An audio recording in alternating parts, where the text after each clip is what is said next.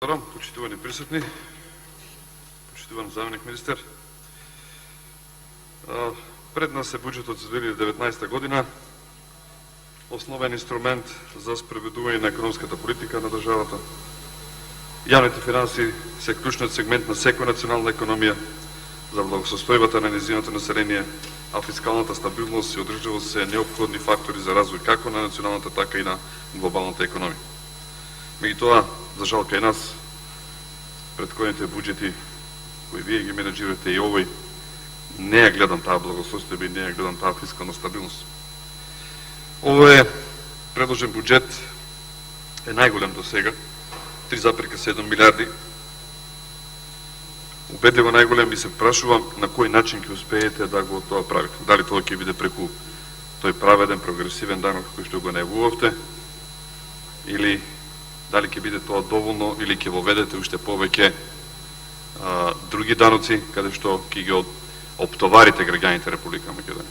Очигледно акцизата не беше доволно, со тоа што им се наметна на како дел од зголемување на акцизата за дизел горивото, а впрочем, од друга страна, земјоделците очекуваат поевтина и зелена нафта, а ние дополнително ги оптоваруваме. И во моментот, кога беше највисока цената на нафтата, тогаш беа и можеби најголемите земјоделски активности и голема е цената во калкулацијата сега на чинење на тоа производство по учинок на секој артикул.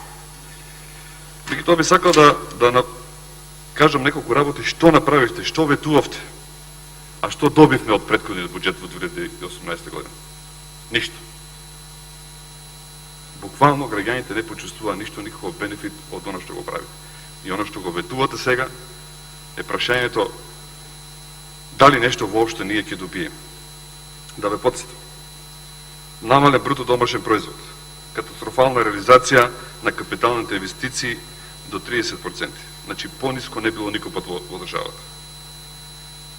Тоа се старите проекти, постоечките, нема нови проекти и тие не успеавте до крај да ги реализирате со тотално намалена динамика.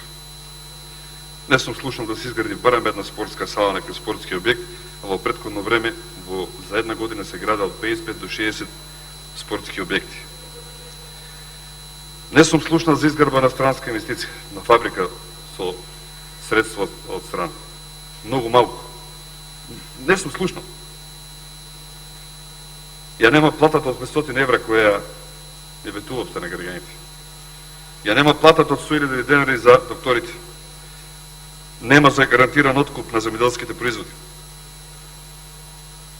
Немаше нити еден проект во изборна единица 3 од кај што идам јас. Останавте на проектите од ВМРО ДПМН, реков, и тие ги замрзнавте. Зголемувате даноци, ја зголемувате акцизата на дизелот, ја зголемивте цената на лебот, намалени пензии, преку инвестициски фондови си се делат пари на партиски лица, министрите не одат на работа. Како очекуваме ние во ова година граѓаните да го почувствуват бенефитот и животот кој го најавувавте? Се поставува прашање како ќе дојде животот кој го најавувавте. Ајде мака да ги тргнеме бројките, граѓаните не гледат, кој ќе почнуваме да им зборуваме фискални политики, ваков додаток, статистики, па цени, зборови кои и мене многу некогаш не ми се јасни, бидејќи финанси. Јас ќе ве прашам многу практично. Дали имаме ние поквалитетен живот и што значи тоа? Дали имаме поквалитетно образование? Дали имаме поквалитетно здравство? Дали имаме поквалитетни услуги во администрацијата? Дали некои повеќе луѓе ова година користеле годишен одмор? Дали оделе некаде на годишен одмор? Колку заминале? Кој заминале? Дали имат повеќе храна во буџетот? Дали има поквалитетна храната, повеќе калории? Дали децата го добиват оно што го заслужуваат? Дали пензионерите кои се при крај, да речеме, кои заслужиле да имат квалитетен живот, а тука ми се чини имаше калкулации со пензиите, дури намалени се во еден дел? Дали имаме почист воздух? со буџетот и тоа треба да се менаџира и тука се дадат средства. Ние бевме тие што го загодував на воздух. Дали се реши проблемот со кучињата скитници? Страшно е тоа што се случува на улици. Дали се исчисти ѓубрето? Дали кога ќе одеме на терен по улица ќе видиме дека контейнерите се чисти, дека навремено се чистат? А имаме зголемен криминал и се пред се зголемен криминал во однос на зголеманата сиромаштија. Зголеманата сиромаштија си ги прави сите тие други работи. Има многу работи кои ги потврдивте, не ги реализирате, ги ветувавте на луѓето. Застанете се проектите, се надавам барем ќе се одблокира можноста да се гради клиничката болница во Штип. Застаната е тука. Зошто се намалува динамиката, зошто се отфрлат, не се дават средства. Многу сме загрижени, бидејќи тоа ќе биде многу важно за цела Македонија. Не пред се во делот на регионот кај што живеам, ќе се растовари и Скопје и клиничката болница во Скопје. Колку побрзо тоа се заврши, е многу подобро за граѓаните на источниот дел на Македонија. Покрај тоа што имате огромен буџет, најголем до сега. Во некаде од 15 ставки, колку што успеав да најдам, намалувате средства. Сега не знам па каде ги префрлате, бидејќи нема точни прецизни податоци. Веќе трансфери до фонд за пензиско и инвалидско, над 20 милиони евра, фонд за здравствено осигурување, околу 5 милиони евра, намалување. Разни трансфери, 37,5 милиони евра. Тука има поддршка за имплементација на декада на ромите. Одземата од владата 1,1 милион евра. Зошто се зема од тие честни луѓе? Зошто од ромите? Може би имало толку можности, не морало да се најде начин да се толку голем буџет, дојдовме за 1,1 милион евра да земеме од декадата на ромите од владата.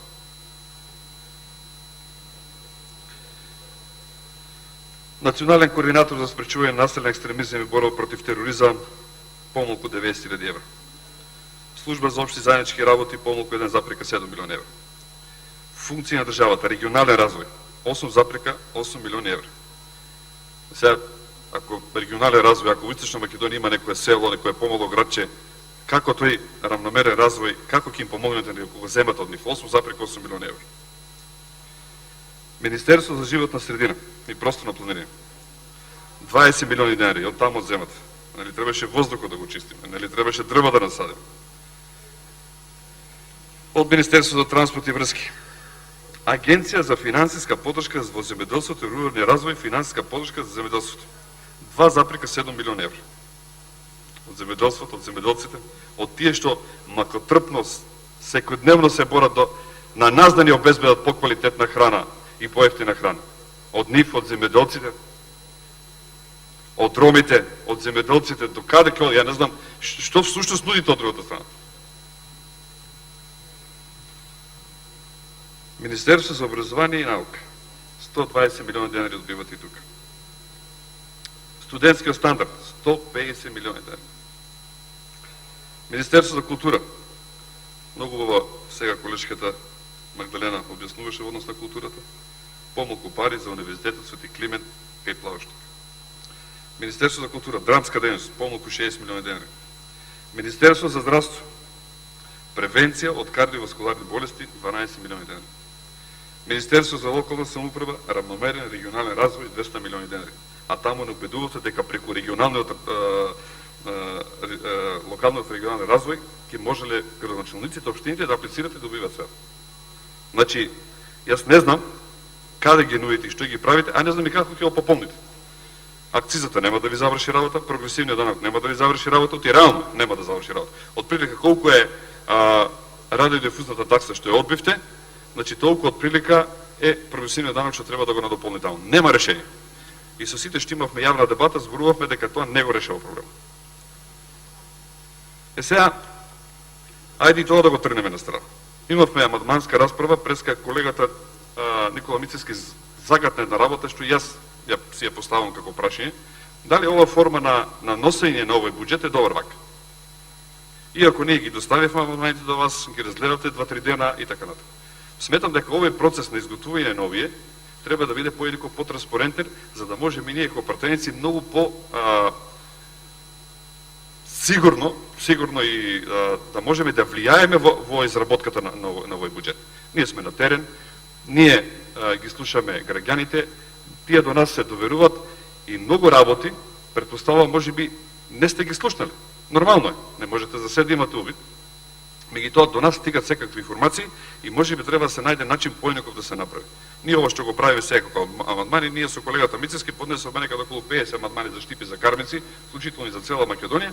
Меѓутоа добивме само потврда, поддршка за еден амандман.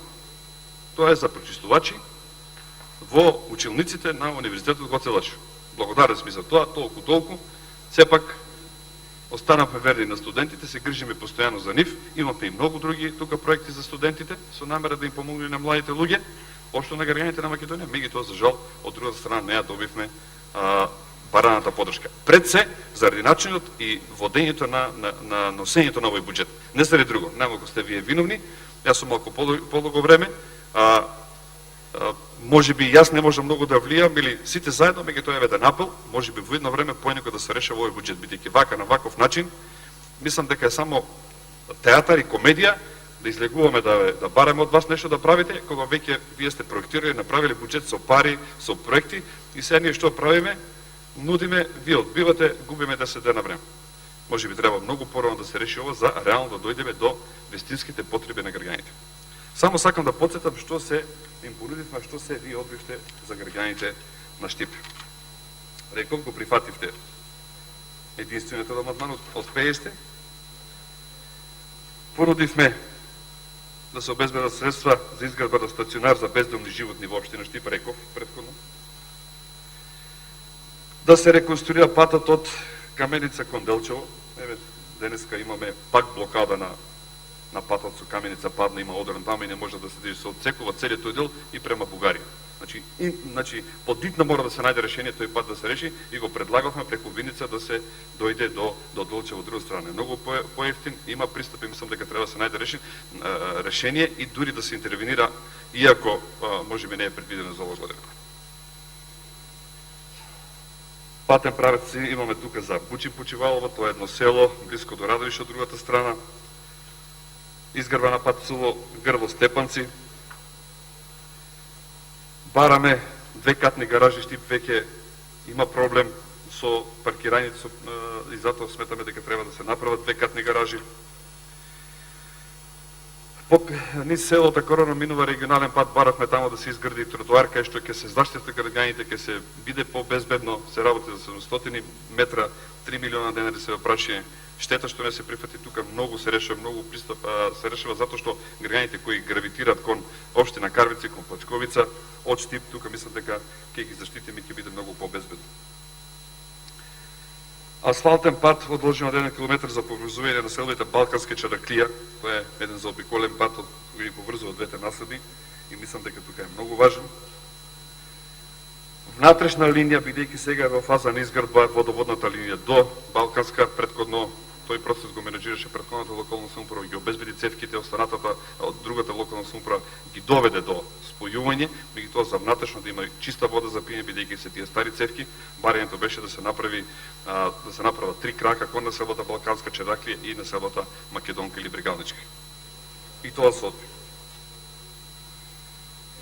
Баравме средства за гасификација на Штип. Претходната влада го донесе гасот, ги донесе цевките до Штип, до населбата Три чешми, за внатрешно да се може и да добиеме многу почист живот или по-чиста животна средина. Тука треба да се размислува, бидејќи ние сме некаде сокочени крајот на железничката пруга во Македонија, во Источна Македонија, за реконструкција на пругата Велес-Кочани. За земеделците понатаму бараме да се обезбедат средства во висина на 400 милиони денари за инвестиција на систем капка по капка. Тоа е нешто што во едни кризни времиња, кога гледаме дека климата се поигрува со нас едноставно, има дожд, нема, некогаш е суша и можеби за да не се троши водата, ова е можеби идеалното решение по примерот на Израел како го има решено сето тоа. Изградба на ново училиште во Почивалово, изградба на студентски дом во Штип, изградба на спортска сала во населбата Три Чешми во близината на училиштето, изградба на трибини на веќе постоечките спортски терени за фудбал во населбите Баби, Белобрадо, Ново село, Балканска, Три Чешми, Македонка, тоа е во општината Штип. Би сакал да ги спомнам и проектите кои ги понудивме за Карбинци, тука немаме, на некој начин не сме добиле. Таму е голема територија, поголем простор е и мислам дека граѓаните таму ќе треба многу внимателно, бидејќи мораме да ги задржиме во општина Карбинци. Генерално гледано, тоа е земјоделска средина, луѓето се занимаваат со земјоделие, со стока и има проблем таму затоа што левиот крак на браната Калиманци е оштетен, треба да се реновира. Со тој крак се решава голем проблем за наводнување на овој дел од општината. Исто така, беше претходно проектирана во моментот кога преземавте власта за ревидирање на проектот за изградба на брана на реката Козјак, која е исто така многу важна ситуација за овој регион. Тогаш се стопира средствата, сега бараме со тоа да се воведе проект, да се ревидира целиот тој дел, за да може во идно време, не можеме поинаку бидејќи водата ни е клучен сегмент во развојот на една општина.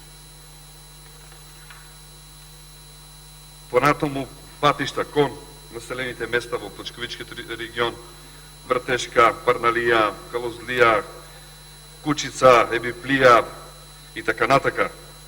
Имаме пат Долно Трогерци, Горно Трогерци, од Горни Балван кон манастирот Свети Јован Крстител.